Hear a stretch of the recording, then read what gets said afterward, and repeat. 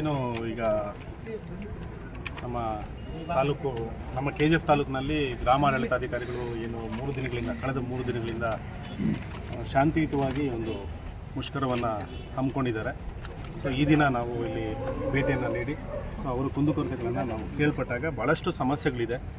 ಕನಿಷ್ಠ ಅವರು ಕೆಲಸ ಮಾಡ್ತಕ್ಕಂಥ ಸ್ಥಳದಲ್ಲೇ ಅವರಿಗೆ ಒಂದು ನೆಲೆ ಕೂಡ ಇಲ್ಲ, ಒಂದು ಕಚೇರಿ ಅಂತೇಳಿ ಅಥವಾ ಅವರಿಗೆ ಒಂದು ಟೇಬಲ್ ಅಂತೇಳಿ ಏನೂ ವ್ಯವಸ್ಥೆಗಳು ಕೂಡ ಇಲ್ಲ.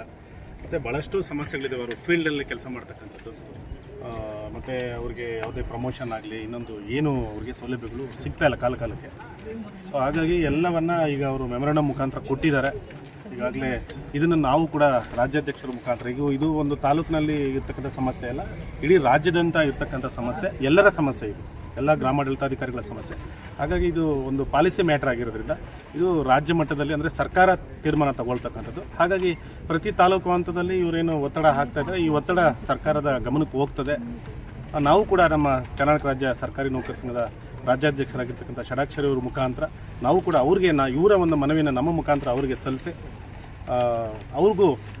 ಅವರು ಕೂಡ ಸರ್ಕಾರದ ಮೇಲೆ ಒತ್ತಡ ಹಾಕುವಂಥ ಕೆಲಸವನ್ನು ಕೂಡ ನಾವು ಕೂಡ ಮಾಡ್ತೀವಿ. ಬೆಂಬಲ ಇದೆ, ಸಂಪೂರ್ಣ ಬೆಂಬಲ ಇದೆ ಸರ್.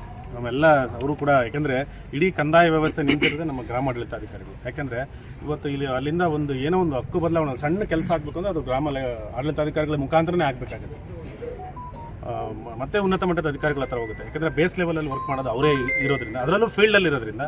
ಸೊ ಇವತ್ತಿನ ದಿನಮಾನಗಳಲ್ಲಿ ಗೊತ್ತಿರ್ಬೋದು, ಎಲ್ಲ ಎಲ್ಲ ಗಣಕೀಕರಣ ಆಗಿರ್ತಕ್ಕಂಥದ್ದು, ಮತ್ತು ಎಲ್ಲ ಟೆಕ್ನಿಕಲ್ ವರ್ಕ್ ಮಾಡಬಹುದಂಥದ್ದು. ಅವ್ರಿಗೆ ಕನಿಷ್ಠ ಮೂಲಭೂತ ಸೌಲಭ್ಯಗಳು ಇಲ್ಲ ಅಂದಾಗ ಸೊ ಕೆಲಸ ಮಾಡೋದು ಭಾಳ ಕಷ್ಟ ಆಗ್ತದೆ. ಹಾಗಾಗಿ ನಮ್ಮ ಕರ್ನಾಟಕ ರಾಜ್ಯ ಸರ್ಕಾರಿ ನೌಕರ ಸಂಘದ ಎಲ್ಲ ಸಂಪೂರ್ಣ ಬೆಂಬಲ ಅವ್ರಿಗಿದೆ. ಅವರು ಕೂಡ ನಮ್ಮ ಸಹೋದರರು ಸಹೋದರಿಯರು. ಸೊ ಅವ್ರ ಜೊತೆಗೆ ನಾವಿರ್ತೀವಿ.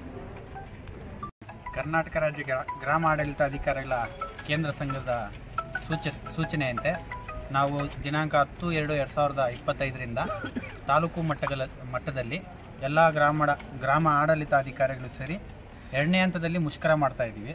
ಈಗಾಗಲೇ ನಾವು ಸೆಪ್ಟೆಂಬರ್ ತಿಂಗಳಲ್ಲಿ ಮೊದಲನೇ ಹಂತದಲ್ಲಿ ಮುಷ್ಕರ ಮಾಡಿದ್ವಿ.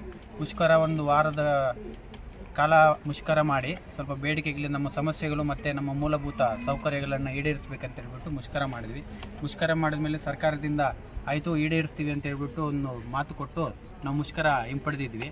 ಆದರೆ ಒಂದು 4 ತಿಂಗಳಾಗಿದೆ ಮುಷ್ಕರ ಹಿಂಪಡೆದು, ಆದರೂ ನಮ್ಗೆ ಯಾವುದೇ ರೀತಿಯ ಸೌಲಭ್ಯಗಳು ಸಿಗಲಿಲ್ಲ. ಹಂತದಲ್ಲಿ ಬಗೆಹರಿಸ್ತೀವಿ ಅಂತ ಹೇಳಿದರು, ಆದರೂ ನಮಗೆ ಒಂದು 3-4 ತಿಂಗಳಾಗಿದೆ, ಆದರೂ ಇದುವರೆಗೂ ಯಾವುದೇ ಬೇಡಿಕೆಗಳು ಈಡೇರಿಕೆ ಆಗಿಲ್ಲ. ಅದಕ್ಕೋಸ್ಕರ ನಮ್ಮ ಸಂಘದ ರಾಜ್ಯಾಧ್ಯಕ್ಷರು 2ನೇ ಹಂತದ ಮುಷ್ಕರನ ಕರೆ ಕೊಟ್ಟಿದ್ದಾರೆ. ಅದರಿಂದ 3 ದಿನದಿಂದ ಇವತ್ತು ನಮ್ಮ ತಾಲೂಕಿನಲ್ಲಿ 3ನೇ ದಿನದ ಮುಷ್ಕರವನ್ನು ಮಾಡ್ತಾ ಇದ್ದೀವಿ. ಈಗಾಗಲೇ ನಾವು ನಮ್ಮ ಮಾನ್ಯ ಶಾಸಕರಿಗೆ ಇವತ್ತು ಹೋಗ್ಬಿಟ್ಟು ನಮ್ಮ ಬೇಡಿಕೆಗಳು ಮತ್ತು ಸಮಸ್ಯೆಗಳ ಬಗ್ಗೆ ಮೆಮೊರಾಂಡಮ್ ಕೊಟ್ಟು ಬಂದಿದ್ದೀವಿ. ಮತ್ತು ನಮ್ಮ ಕಂದಾಯ ಇಲಾಖೆಯ ಜಿಲ್ಲಾಧ್ಯಕ್ಷರಿಗೆ ಮತ್ತು ನಮ್ಮ ಸರ್ಕಾರಿ ನೌಕರ ಸಂಘದ ಜಿಲ್ಲಾಧ್ಯಕ್ಷರಿಗೆ ಮತ್ತು ಇದಕ್ಕೆ ಮೊದಲೇ 6ನೇ ತಾರೀಕು ನಮ್ಮ ಮಾನ್ಯ ತಹಶೀಲ್ದಾರ್ಗೆ ಸರ್ಕಾರದಕ್ಕೆ ನಮ್ಮ ಮಾನ್ಯ ತಹಶೀಲ್ದಾರ್ ಮುಖೇನ ಧರಣಿ ಮಾಡ್ತೀವಿ ಅಂತ ಹೇಳ್ಬಿಟ್ಟು ಮೆಮೊರಾಂಡಮ್ ಕೊಟ್ಟಿದ್ವಿ. ಅವಾಗಲೂ ಏನೂ ರೆಸ್ಪಾನ್ಸ್ ಮಾಡಿಲ್ಲ. ಅದಕ್ಕೋಸ್ಕರ ನಾವು ಧರಣಿ ಮಾಡ್ತಾಯಿದ್ವಿ. ಇವತ್ತು ನಮ್ಮ ತಾಲೂಕಿನ ಅಧ್ಯಕ್ಷರು ಸರ್ಕಾರಿ ನೌಕರ ಸಂಘ KGF ಘಟಕ ಅವರಿಗೆ ಇವತ್ತು ನಾವು ರಿಕ್ವೆಸ್ಟ್ ಮಾಡ್ಕೊಂಡು, ಸರ್ ನಮಗೆ ನಿಮ್ಮ ಬೆಂಬಲ ಬೇಕು ಅಂತ. ಇವತ್ತು ಅವರು ಬಂದು, ಇಲ್ಲ ನಾನೇ ಬರ್ತೀನಿ, ನಾವು ಅಲ್ಲಿ ಹೋಗಬೇಕು ಅಂದ್ಕೊಂಡಿದ್ವಿ, ಅವರೇ ಇಲ್ಲೇ ಬಂದು ನನ್ನ ಎಲ್ಲ ಬೆಂಬಲ ನಿಮ್ಗೆ ಕೊಡ್ತೀನಿ ಅಂತ ಹೇಳ್ಬಿಟ್ಟು ಇಲ್ಲಿ ಬಂದು ನಮಗೆ ಆಶ್ವಾಸನೆ ಕೊಟ್ಟು ಅವ್ರ ಕಡೆಯಿಂದನೂ ನಮಗೆ ಕೆಲಸ ಆಗೋ ಥರ ಮಾಡ್ತೀನಿ ಅಂತ ಇಲ್ಲಿವರೆಗೂ ಬಂದಿದ್ದಾರೆ. ನಮ್ಮ ಸಂಘದ ಮುಖಾಂತರ ನಮ್ಗೆ ಏನಾದರೂ ಕೆಲಸಗಳಾಗಲಿ ಅಂತ ಸರ್ಕಾರಕ್ಕೆ ಮುಟ್ಟಿಸೋಣ ಅಂತೇಳ್ಬಿಟ್ಟು ನಮ್ಮ ಅಧ್ಯಕ್ಷರು ಬಂದಿದ್ದಾರೆ. ಈ ಥರ ಎಲ್ಲ ಸಮಸ್ಯೆಗಳು ನಮ್ಮ ರಾಜ್ಯ ಸರ್ಕಾರಕ್ಕೆ ಹೋಗಲಿ ಅಂತೇಳ್ಬಿಟ್ಟು ಶಾಂತಿಯುತವಾಗಿ ನಾವು ಮುಷ್ಕರಣ ಮಾಡ್ತಾಯಿದ್ದೀವಿ.